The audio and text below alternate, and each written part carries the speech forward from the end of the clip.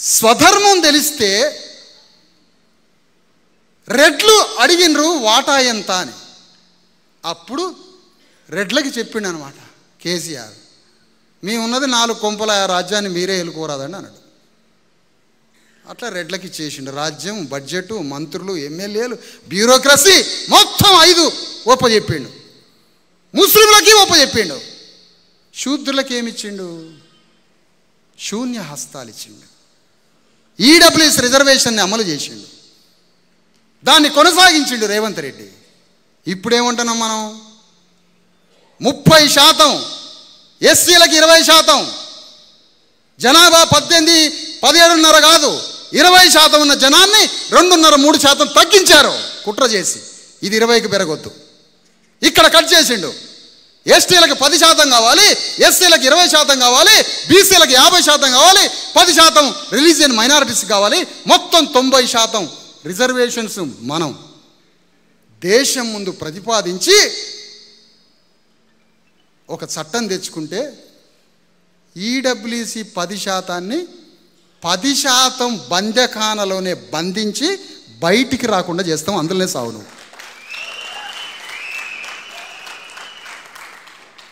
ఈ రిజర్వేషన్ల ఉద్యమం రిజర్వ్ చేయడము ఎందుకు ఇంత నొక్కి ఇంత డీప్గా ఎందుకు చెప్పాల్సి వస్తుంది మీకు? రిజర్వ్ చేయండి నాకు భూమిని, నా బిడ్డ చదువుకోవడానికి నా బిడ్డకి సీటుని రిజర్వ్ చేసి పెట్టండి, దాంట్లోకి ఎవడూ రావద్దు. నాకు భూమిని రిజర్వ్ చేయండి, నాకు ఉద్యోగాన్ని రిజర్వ్ చేయండి, నాకు చదువుని రిజర్వ్ చేయండి, నాకు రాజకీయ ప్రాతినిధ్యాన్ని రిజర్వ్ చేయండి. పార్లమెంటులో, అసెంబ్లీలో 50% ఎమ్మెల్యేలు, పార్లమెంటు సభ్యుల్లో బీసీలకి రిజర్వ్ చేయండి. ఇది రాజ్యాంగంలో వాక్యం రాయాలి, యాక్ట్ చేయాలి. అప్పుడు మనకి రిజర్వ్ అవుతుంది. ఏమిటి రిజర్వు? అంతకుముందు రాజ్యాంగం రాయకముందు దేశము, సంపద, రాజ్యము, భూమి, ఆస్తి, పైసలు, చదువు, జ్ఞానము అగ్రకులాలకి రిజర్వ్ చేయబడ్డాయి. కాబట్టి మనం అందులోకి ఎంటర్ కాలేదు. ఇప్పుడు ఏమడుగుతున్నాం? మాకు రిజర్వ్ చేయండి అంటున్నాం. ఈ రిజర్వ్ చేసే దాని వల్ల మేము బ్రతుకుతాము. ఈ రిజర్వ్ చేసే ఆలోచన ఉంటే తెలంగాణ ఉద్యమం వచ్చినా అడిగేటోళ్ళం మా దాంట్లో సంగతి ఏందని, దేశ స్వాతంత్రంలో అడిగేటోళ్ళం దాంట్లో మా వాటా ఎంత అని. ఆడవాళ్ళకి రిజర్వేషన్ ఇస్తే 33%, అందులో మా వాటా ఎంత అని అడుగుతాం. గవర్నమెంట్ ఏం పని చేసినా, పాలకవర్గం ఏం పని చేసినా, ఏ ఒక్క అడుగేసినా అందులో మా వాటా ఎంత? ఇది నేర్చుకోవడమే స్వధర్మం. అందుకోసం ఇప్పుడు ఏం చేయాలంటే పాలక వర్గాల ఆలోచనని మార్చడానికి మనం గ్రామంలో, మండలంలో, జిల్లాలో, తెలంగాణ మొత్తం ఈ ఆలోచన భావజాల వ్యాప్తిని ప్రవాహంలాగా ప్రవహింపజేయాలి. ఇది ప్రవహింపజేసి మండలంలో, గ్రామంలో, జిల్లాలో అంతటా ఈ రిజర్వేషన్ల ఉద్యమాన్ని మనం తీసుకొని రావాలి. తమిళనాడు తర్వాత 100 ఏళ్ళు పట్టింది మనకి. ఈ ఉద్యమాన్ని రాష్ట్రమంతా విస్తరిస్తే పాలక వర్గాలు తలవొగ్గి నీకు చేయడానికి బయలుదేరుతాయి, నీకు పని చేయడానికి బయలుదేరుతాయి. అప్పుడు పార్లమెంటులో ఆమోదమయ్యి, ఎందుకంటే అతను తెలంగాణలో అడుగు పెట్టాలి. బీజేపీ అడుగు పెట్టాలి అంటే నువ్వు 9th షెడ్యూల్ చేయకపోతే అడుగు పెట్టలేవు అనే ఉద్యమం చేస్తే ఇది వ్యూహం. ఇట్లా కాకుండా నేను ఇట్లనే మాట్లాడతాను ఒక్కడ ఇంతసేపు, ఇట్లనే బోర్డు మీద చాక్ పీసి పెట్టి ఇవన్నీ చెబుతుంటే మనోడే మన బీసీ ఎస్సీ ఈ కథ అంతా ఎందుకు సార్, ఎవరిని చంపాలని చెప్పండి, ఈ అమ్మ గంటల తరబడి ఏంది సార్ ఈ సోది, ఎవడన్నా ఏమడి చెప్పండి, ఎవడన్నా ధనమడి చెప్పండి అంటాడు మనోడే. ఇది తన్నేది కాదు ఆయన, అయిపోయింది అది, ఇది కొట్టేది కాదు. ఇది మన వ్యూహం ఏంటి, మన ఆలోచన ఏంటి? మన బేసిక్ ఆలోచన తెలంగాణలో రిజర్వేషన్ల ఉద్యమాన్ని పెంచాలి. ఇది భారీ ఎత్తున తీసుకురావాలి. రిజర్వేషన్లు 1902లో సాహు మహారాజు ప్రారంభించిన రిజర్వేషన్ల ఉద్యమం సంపూర్ణత కాలేదు. అది బాగా వినాలి పెద్ద మనుషులు, చిన్న మనుషులు, మధ్య మనుషులు అందరూ.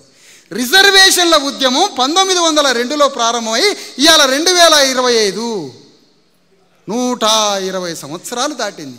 కానీ రిజర్వేషన్ల ఉద్యమం సంపూర్ణత కాలేదు. అది సర్వం అందరికీ సంపూర్ణంగా అందక రిజర్వేషన్ల ఉద్యమం ఆగిపోయింది. అట్లా అని కాంశీరామ్ నినాదం అందుకొని రాజ్యాధికార ఉద్యమం వచ్చిందంటే అది కాలేదు. రాజ్యాధికారం అందుకోలేదు, ఆ ఆలోచన వీళ్ళకి రాలేదు, రిజర్వేషన్ల ఉద్యమం సంపూర్ణత కాలేదు. కాబట్టి భారతదేశంలో ఉన్న 100 కోట్ల మంది బీసీ ఎస్సీ ఎస్టీలని నిరాటంకంగా అన్ని అగ్రకుల పార్టీలు పచ్చి మోసం చేసి పచ్చి నెత్తురు తాగుతున్నాయి మనల్ని. ఇప్పుడు ఏం చేయాలి? రిజర్వేషన్ల ఉద్యమం, రాజ్యాధికార ఉద్యమం సైమల్టేనియస్గా దేశంలో తెలంగాణలో జరగాలి. ఇది మూమెంట్. ఈశ్వరయ్య గారు నేషనల్ లెవెల్ ఫిగర్. కలెక్టర్ గారు రేపు మన గవర్నమెంట్ వచ్చినాక 500 మంది కలెక్టర్లను కూర్చోబెట్టి ట్రైనింగ్ ఇప్పిస్తాం మనల్ని ఎట్లా పరిపాలించాలని. ఎవరితో? చిరంజీవులు, మెగాస్టార్ చిరంజీవి గారితో. 500 మంది ఐఏఎస్ ఆఫీసర్లను కూర్చోబెట్టి ల్యాండ్ డిస్ట్రిబ్యూషన్ ఎట్లా చేపిస్తారో పథకం తయారు చేయండి. ల్యాండ్ రికవరీ ఎట్లా చేయాలనో ఒక మిషన్ ఏర్పాటు చేయండి. భూమి కోసమే తెలంగాణ అంతమైపోయింది. భూమి కోసమే నాశనం అయిపోయినాం, మనం చచ్చిపోయినాం వేల మంది. కాబట్టి భూమిని రికవరీ చేసి డిస్ట్రిబ్యూషన్ ఎట్లా, వృత్తులన్నీ అప్లిఫ్ట్ చేసి డిస్ట్రిబ్యూషన్ ఎట్లా, ఏ విధంగా? ఇప్పుడు చెప్తున్నా, ఇవన్నీ నేను చిరంజీవి గారితో కారులో మాట్లాడుతుంటే, సార్ ఇది సార్ చేయాల్సింది మనం గవర్నమెంట్ ఫామ్ అయితే అంటే, ఈ పని చేయడం నాకు 5 నిమిషాలు పట్టదు అన్నాడు.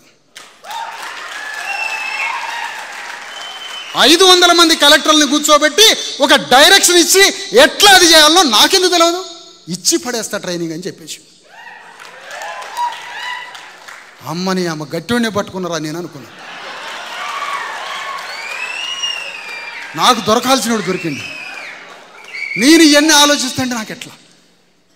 ఈ ఇద్దరిని పట్టుకొని దేశాన్ని బాకాల మనం. భారతదేశం అంతా తిరగాలి.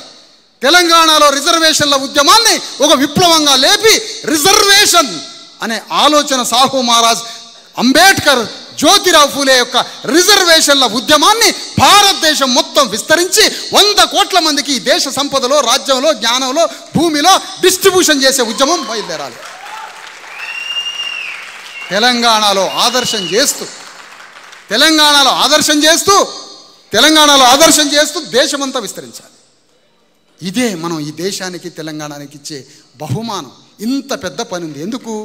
సాయుధ పోరాటము, తెలంగాణ ఉద్యమం, కమ్యూనిస్టు పార్టీలు, NT Rama Rao, Indira Gandhi, TRS, 70 ML పార్టీలు అన్నిటికీ అంతమైపోయినాయి.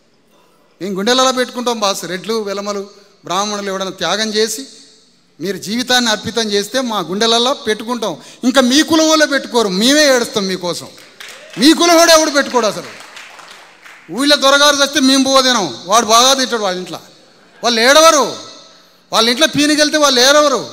రుడాలి అని ఒక పశ్చిమ బెంగాల్ ఒక నవల వచ్చింది. ఆడ ఎవడన్నా చస్తే, భూస్వామి చస్తే ఏడిపీయడానికి కిరాయికి తీసుకొస్తారట మనుషుల్ని. ఏడిపీయడానికి కిరాయికి తీసుకొచ్చి ఏడిపిస్తారట. ఎందుకంటే వాడు ఏడవకపోతే ఇచ్చేది పోయిద్దాడా. వాడా ఏడవడు. ఆ భూస్వామి ఇట్లనే కూర్చుంటాడు, ఇట్లనే చూసుకుంటా. అసలు వాడు ఆనందపడతాడా ఏది తెలియదు మనకి. ఇక మన ఊళ్ళో మాది వాళ్ళు బీసీలు, అయ్యో దొరగారు పువ్వాకి ఇచ్చిండప్పుడు అంతా అని ఏడుస్తూ ఉంటాడు మనవాడు. ఒక వారం 10 రోజులు వాళ్ళ అమ్మాయి పెళ్ళి అయ్యి అత్తగారింటికి పోతుంటే ఆ అమ్మాయి తల్లి ఏడవదట దొరగారింట్లో, మనోళ్ళు ఏడుస్తుంటారు. ఇది తెలంగాణ గ్రామీణ ఆర్తి హృదయం. మన హృదయం ఇది, మన సహృదయం, మన మానవ సంబంధాల హృదయం ఇది. మనిషితో అటాచ్మెంట్ ఉంటే దుఃఖం ఉంటుంది. అందుకనే తెలంగాణ గడ్డ మీద ఇంత పెద్ద భావోద్వేగ కన్నీటిని, ఇంత పెద్ద కోపాన్ని, ఇంత పెద్ద ఆక్రోశాన్ని, ఇంత ఉద్వేగాలన్నింటినీ తెలివైన తుంటరి, వెలమ, రెడ్డి, బ్రాహ్మణ, కరణం, కమ్మ ఈ 5 కులాలు మన భావోద్వేగాల్ని రెచ్చగొట్టి తెలంగాణలో వాళ్ళకు కావలసిన రాజ్యాన్ని గుంజుకున్నారు, జుర్రుకున్నారు, మనల్ని చంపేశారు శతాబ్దాలుగా. దానికి పరిష్కారం రిజర్వేషన్ల ఉద్యమం, రాజ్యాధికార ఉద్యమం. దానికి ఆదర్శంగా తెలంగాణ గడ్డ మీద ఎస్సీ ఎస్టీలకు ఆల్రెడీ దేశంలో రాజ్యాంగబద్ధంగా చాలా మేరకు రిజర్వేషన్లు ఉన్నాయి. అవి అమలు కాకపోయినా కొంత మేరకు రిజర్వేషన్ల చట్టం ఉంది రాజ్యాంగబద్ధంగా. బీసీలకి లేదు. కానీ బీసీలే ఎస్సీలని, అంటరాని వాళ్ళని, జ్యోతిరావు ఫూలే, సాహు మహారాజ్ వీళ్ళంతా మమ్మల్ని విముక్తి చేసినప్పుడు ఖచ్చితంగా రుణపడి ఉండాల్సిందే బీసీలకి. అట్లా ఈ రిజర్వేషన్ల ఉద్యమంలో ఎస్సీలు, ఎస్టీలు, బీసీలు అందరం ఏకస్వరమై ఏకసూత్రమై అందరం పాల్గొని ఈ 42% చట్టాన్ని 9th షెడ్యూల్లో పెట్టించే ఒక పెద్ద ఉద్యమాన్ని, భావజాలాన్ని విస్తరించి తెలంగాణ గడ్డ మీద ఒక మహోద్యమాన్ని సృష్టించి దాన్ని దేశవ్యాప్తంగా తీసుకుపోవడానికి ప్రణాళికలు కావాలి. ఈ ఆక్రోశం వ్యవస్థ మీద, మళ్ళీ చెప్తున్నా, ఈ వ్యవస్థలో నువ్వు పార్ట్వా అయితే నీ మీద ఆక్రోశం ఉంటుంది, లేదా ఈ వ్యవస్థకి ఎగైనెస్ట్గా నువ్వు రాజ్యాంగం వైపు ఉంటావా అయితే నువ్వు డిస్ట్రిబ్యూట్ చేయాల్సి ఉంటుంది. ఆ విధంగా మనకి ఎవడి మీద పగలేదు, రేవంత్ రెడ్డి మీద లేదు, ఇంకోటి మీద 3 కోట్ల మంది ఏకమైతే ఉఫ్ అంటే ఎగిరిపోతారు రేవంత్ రెడ్డి. 3 కోట్ల మంది ఒకటైతే రేవంత్ రెడ్డి ఎంతనా తీసి పక్కన పెడతాం, అట్లా కూరగాయలు పెట్టాడు సైడ్కి. అందుకని మనం ఒకటి కావాలి. కళ్ళ ముందే ముస్లింలు రాజ్యం వేలే స్థాయికి పోయినప్పుడు మనం కూడా పోవాలి. అట్లా తమిళనాడులో 100 ఏళ్ల క్రితం ఉద్యమం, మహారాష్ట్రలో 100 ఏళ్ల క్రితం ఉద్యమం, ఇంత దేశవ్యాప్త ఉద్యమాలు మన కళ్ళ ముందు ఆదర్శంగా ఉన్న ప్రయాణంలోకి మనం ప్రయాణం చేసి ఈ ఉద్యమాన్ని సఫలీకృతం చేసి ఈ తెలంగాణలో ఈ ఉద్యమం యొక్క భావజాలాన్ని వ్యాప్తి చేస్తూ బహిరంగ సభలు ఉంటాయి. మా చిరంజీవి గారు ఆల్రెడీ చెప్పి ఉన్నారు, ఆదిలాబాద్ నుంచి మళ్ళీ సభలు ప్రారంభమైతే సభలతో పాటుగా పెద్ద పెద్ద ధర్నాలు, పోరాటాలు, ఇవన్నీ అనేక ఉద్యమాల సమీకృతంగా చేసే ఒక మహాపోరాటం ఉంటుంది. ఇవన్నీ చేసే ఒక మహోద్యమంలో అందరం ప్రయాణం చేయడానికి ఈ భావజాల వ్యాప్తిని విస్తరించాలని కోరుతూ, ఆ దిశగా మీకు రాబోయే ప్రణాళికలన్నీ మీ దాకా చేరతాయని తెలియజేస్తూ అందరికీ నమస్తే. జై భారత రాజ్యం.